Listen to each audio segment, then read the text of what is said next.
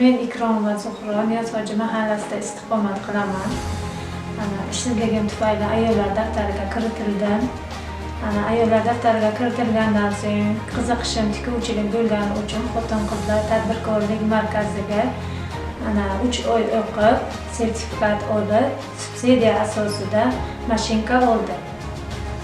Hozirda yangi mashinka bilan qiynalmay zakazlarimni tikyapman. Oldingi mashinkamda qiynalib, zakazlarimni vaqtida berolmay turgan kunlarim bo'lgan. Yangi mashinkada hozir zakazlarim ko'p. Ko'rpacha tikovyapman, dasturxonlar tikovyapman, kulyapman. Xudoga shukr, daromadim yaxshi. Oyiga o'rtacha 2 million topyapman.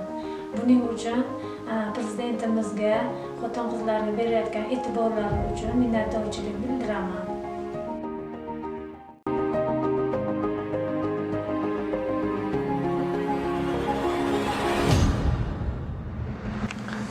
Kelajakda ish faoliyatimni oshirib, Xudo xohlasa katta bir sex ochmoqchiman. Qilayotgan ishlarimni qishloq ayol xotin-qizlarga ham o'rgatmoqchiman. Buning uchun bizlarga berilgan e'tibor uchun xotin-qizlar raisiga minnatdorchilik bildiramiz. Bizlarga shuncha yaxshi imkoniyatlar, keyingi imkoniyatlar berilayotganidan minnatdormiz.